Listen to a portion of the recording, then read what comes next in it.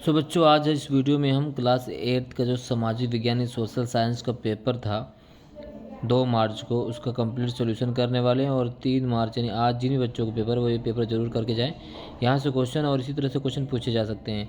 तो चलिए इस वीडियो को शुरू करते हैं। सबसे पहला क्वेश्चन पूछा गया था, निम्नलिखित में से कौन सा मृदा निर्माण का कारक है। तो मृदा निर्माण का कारक जो है सभी उपरोक्त सभी जो है मृदा निर्माण के कारक हैं। दूसरा क्वेश्चन है कि मांस एक प्राकृतिक वनस्पति है। तो मांस एक प्राकृतिक वनस्पति कैसे? भारी वर्षा वाले प्रदेशों की, सामान्य वर्षा वाले प्रदेशों की, ध्रुवीय प्रदेशों की, कम वर्षा वाले क्षेत्र शुष्क प्रदेशों की। तो इसमें से आपको इसका उत्तर देना था। अगला क्वेश्चन है, निम्नलिखित में से कौन भारतीय संविधान लक्षण नहीं है। तो भारतीय संविधान लक्षण कौन सा नहीं? तो वह है शक्तियों का केंद्रीकरण। ये भारतीय संविधान लक्षण नहीं है। बाकी संवाद है, संसदीय शासन प्रणाली, मौलिक अधिकार, सभी भारतीय संविधान के लक्षण, बल्कि बी नहीं है। तो इसका जो सही उत्तर था वो है बी। इसी प्रकार से निम्नलिखित में से कौन सा कथन राज्यसभा के लिए गलत है। तो राज्यसभा के लिए जो कथन गलत वो है कि राज्यसभा के सदस्यों का चुनाव सीधे जनता द्वारा किया जाता है, जबकि राज्यसभा के सदस्यों का चुनाव सीधे जनता द्वारा नहीं किया जाता है। जनता द्वारा चुने गए प्रतिनिधि राज्यसभा के सदस्यों का चुनाव करते हैं। तो डी इसका सही उत्तर होगा। बाकी तीनों सही है। राज्यसभा में 233 निर्वाचित सदस्य होते हैं, ठीक है। राज्यसभा में 12 सदस्य राष्ट्रपति द्वारा मनोनीत किए जाते हैं, ये भी ठीक है। राज्यसभा का सभापति देश का उपराष्ट्रपति होता है, ये भी ठीक है। भारत में किस गवर्नर जनरल ने विलय नीति की शुरुआत की थी। In which governor general had started the policy of the doctrine of lapse in India. वह लॉर्ड डलहौजी। तो ए इसका राइट आंसर है, लॉर्ड डलहौजी। विजयनगर तथा भद्रावती लौह इस्पात केंद्र किस राज्य में स्थित है। तो विजयनगर तथा भद्रावती लौह इस्पात केंद्र जो है वो कर्नाटक में स्थित है, कर्नाटक में है। निम्नलिखित में से कौन सा उद्योग सरकारी क्षेत्र का उदाहरण है। सहकारी क्षेत्र, अमूल जो है सहकारी क्षेत्र का उदाहरण है। इसके बाद आप देख सकते हैं शांति निकेतन की स्थापना किसने की थी। तो है रविन्द्रनाथ टैगोर ने शांति निकेतन की स्थापना की थी। और नेक्स्ट क्वेश्चन पूछा गया, निम्नलिखित में से कौन से कथन सर्वोच्च न्यायालय के बारे में सही है। तो उपरोक्त सभी जो है सर्वोच्च न्यायालय के बारे में सही है। नेक्स्ट था, किस उद्योग को आधुनिक उद्योग का मेरुदंड कहा जाता है। तो वो है लौह इस्पात उद्योग को आधुनिक उद्योग का मेरुदंड कहा जाता है, ठीक है। आयरन एंड स्टील इंडस्ट्रीज, ठीक है। स्वतंत्रता मेरा जन्मसिद्ध अधिकार है और इसे मैं लेकर रहूँगा, ये नारा किसने दिया था। तो बाल गंगाधर तिलक ने दिया था। नेक्स्ट है, भारतीय संविधान के किस अनुच्छेद द्वारा अस्पृश्यता का अंत किया गया। वो आर्टिकल 17, ठीक है, अनुच्छेद 17 सही आंसर इसका। उसके बाद ये 3 नंबर क्वेश्चन पूछे गए, बहुत इजी क्वेश्चन दोस्तों, जो आपको चैप्टर से आसानी से पूछेंगे डायरेक्ट तरीके से। 1989 के अनुसूचित जाति और अनुसूचित जनजाति अधिनियम के प्रावधानों बताइए।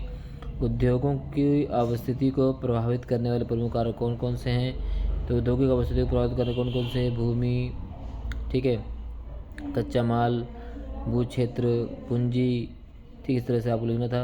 और कृषि आधारित उद्योग और खनिज आधारित उद्योग में उदाहरण से अंतर बताइए। जनहित याचिका क्या है। 1854 में ईस्ट इंडिया कंपनी द्वारा वुड का नीति पत्र यानी वुड स्पेस लागू किया गया। यह भारतीय शिक्षा प्रणाली में किस प्रकार महत्वपूर्ण कदम था। इस प्रकार 4 नंबर क्वेश्चन पूछे गए, देखिए यहाँ पर, ठीक है। इसके बाद आप जो है 10वें क्वेश्चन, भारत में अदालतों की संरचना पर एक संक्षिप्त नोट लिखिए। सबसे ऊपरी अदालत सर्वोच्च न्यायालय, फिर उससे नीचे होती है उच्च न्यायालय, फिर उससे नीचे स्थानीय, फिर जिला न्यायालय, फिर स्थानीय न्यायालय, इस तरह से आपको लिखना था, ठीक है। फर्स्ट वर्ल्ड वार का भारत पर क्या प्रभाव पड़ा। उसके बाद फिर आपको अनुच्छेद पढ़ने थे, उसका उत्तर देना था। मराठा राज की स्थापना किसने की। तो शिवाजी ने मराठा राज की स्थापना की थी, है ना। मराठा राज की राजधानी क्या थी। तो यहाँ देखिए मराठा राज की राजधानी यहाँ पर दिया गया क्या थी, पुणे जो थी मराठा राज्य की राजधानी थी। इसमें सभी ऑप्शन क्वेश्चन का उत्तर यहाँ पे आपके अनुच्छेद में दिया गया है। तो सिंपल तरीके से इन सभी को पढ़ना था और आपको इसका उत्तर देना था दोस्तों, ठीक है।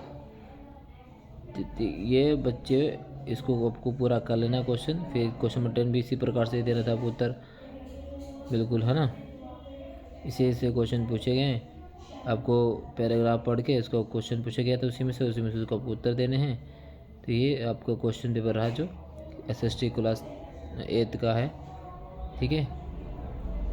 भारतीय संसद में कितने सदन होते हैं। तो भारतीय संसद में 2 सदन, लोकसभा और राज्यसभा। लोकसभा के सदस्यों का चुनाव कौन करती है। तो जनता करती है। सरकार बनाने के लिए किसी दल को लोकसभा में कम से कम कितने सदस्यों का समर्थन होना चाहिए। तो यहाँ देख सकते कम से कम 272 सदस्यों का समर्थन होना चाहिए। लोकसभा का कार्य लिखे, तो लोकसभा कार्य इसमें अवधि है वो लिखना था आपको। बस ये सिंपल से क्वेश्चन पूछे गए थे। इसके बाद इसको मैप में दर्शाना, झांसी, लखनऊ, दिल्ली, मेरठ, नीमच, ठीक है। तो ये कंप्लीट क्वेश्चन पेपर जो दिए गए किसके हैं, क्लास 8 के समाज विज्ञान के। आप सभी लोग इसे करके जाइएगा और आप चैनल को सब्सक्राइब कर लीजिए। हमारे चैनल में क्लास 8 और 9 के सभी क्वेश्चन जो है अवेलेबल मिलेंगे और SST हिंदी सभी चीज़ यहाँ पर आपको पढ़ाई जाएंगी। बहुत बहुत धन्यवाद। जय हिंद।